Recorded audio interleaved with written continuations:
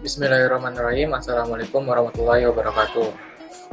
Kembali lagi di channel YouTube CO2 2019 Politeknik STM Jakarta. Perkenalkan, nama saya Ihsan Ali dari SA02 2019 dengan NIM 1319058. Ingin menjelaskan tentang materi pedoman umum ejaan bahasa Indonesia. Di sini saya menjelaskan untuk menuntaskan atau menyelesaikan tugas pertemuan ketiga dalam mata kuliah Bahasa Indonesia. Lanjut aja, kita mulai dari sini. Dimulai dari perkembangan ejaan di Indonesia. Karena Indonesia sudah berdiri cukup lama dan sudah pernah terjajah oleh dua negara selama berabad-abad, pastinya ada perkembangan dong ejaan di Indonesia untuk alat berkomunikasi. Nah, yang pertama ini dimulai dari ejaan Van Obojen.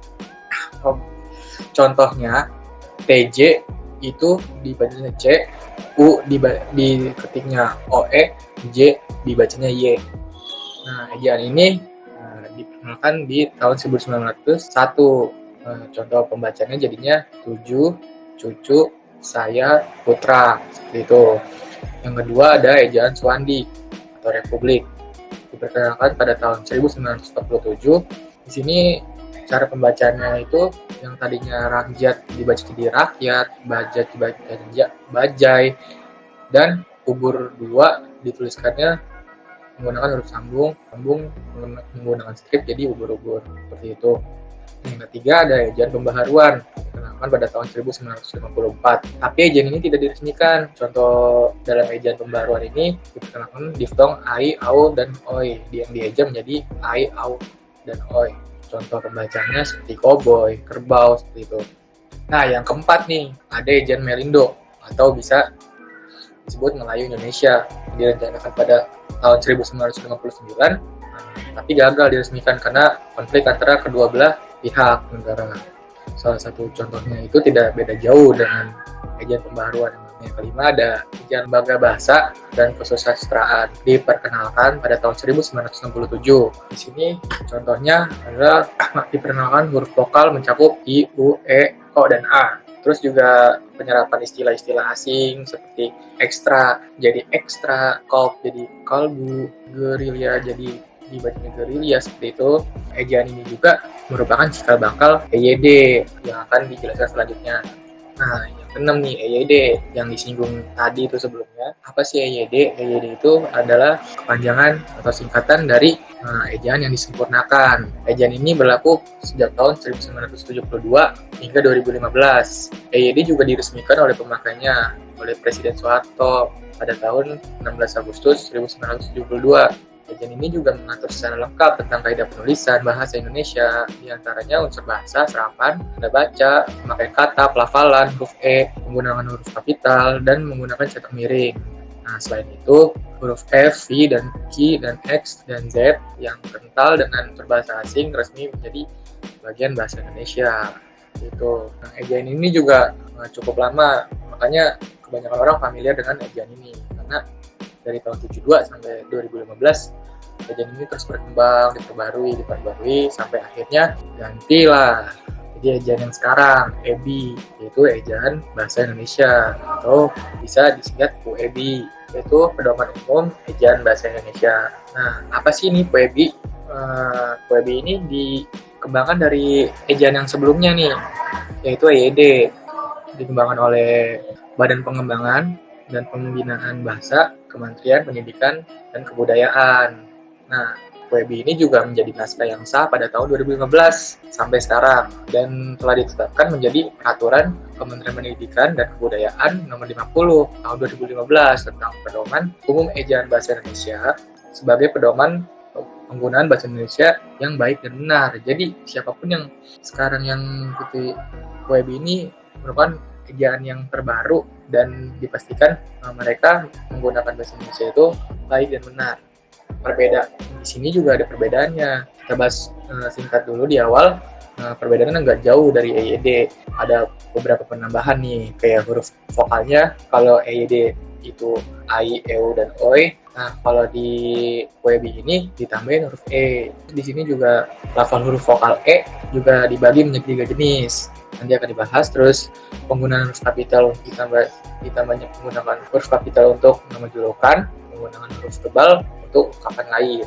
Nah, hal yang dia atur dalam Puebi. Di sini ada 4, ada pemakaian huruf, penulisan kata, pemakaian tanda baca, penulisan unsur kata.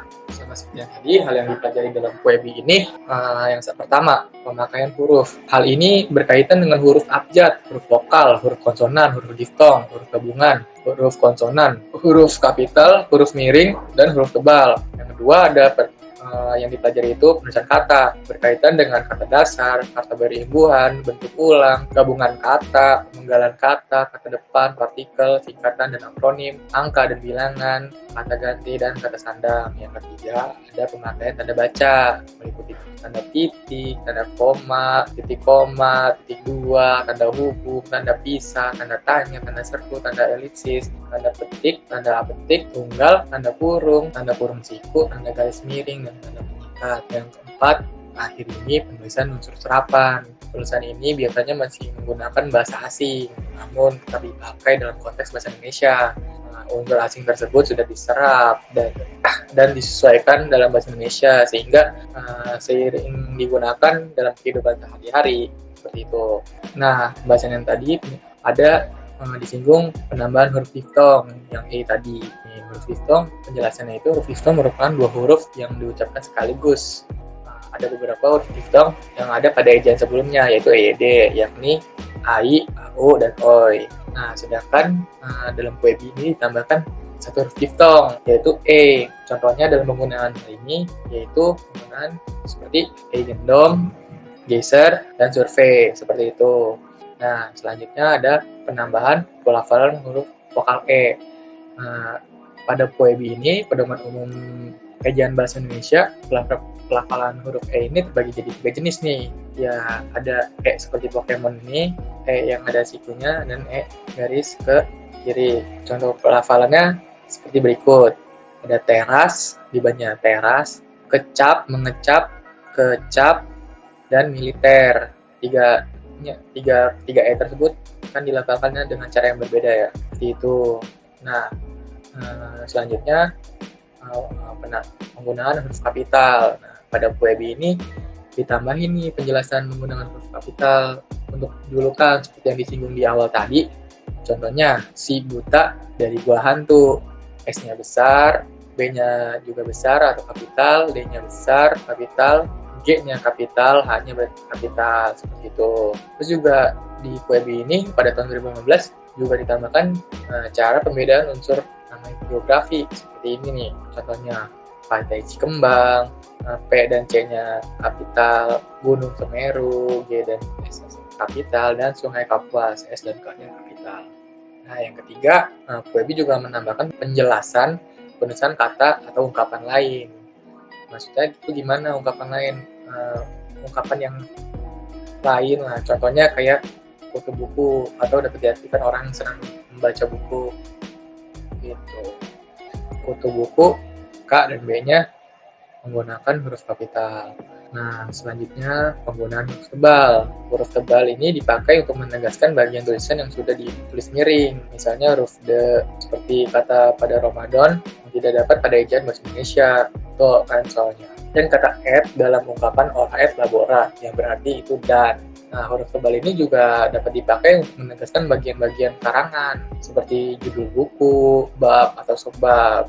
Contohnya saya ambil di sini, seperti bab 1 itu penulisannya digunakan huruf tebal. 1.1 latar belakang dan masalah, itu juga penggunaannya menggunakan huruf tebal.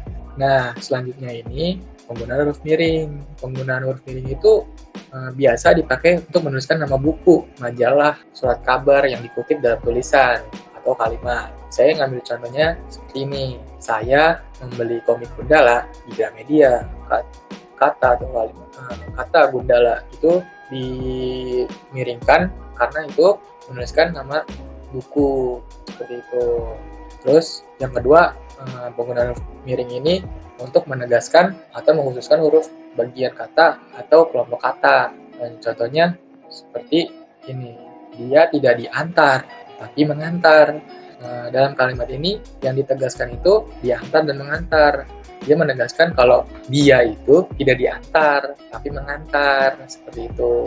Nah, yang ketiga, penggunaan huruf miring ini untuk menuliskan nama ilmiah, kata ilmiah, atau ungkapan asing yang belum disesuaikan ejaannya. Ya, contoh-contohnya tuh kayak nama ilmiah buah mangga lah, kayak pelajaran biologi seperti itu. Nama ilmiah buah mangga ialah Mangifera indica. Nah, itu tulisannya digunakan huruf miring seperti itu. Nah, cukup sekian penjelasan singkat dari saya. Mohon maaf jika ada kesalahan kata atau kurangannya penjelasan.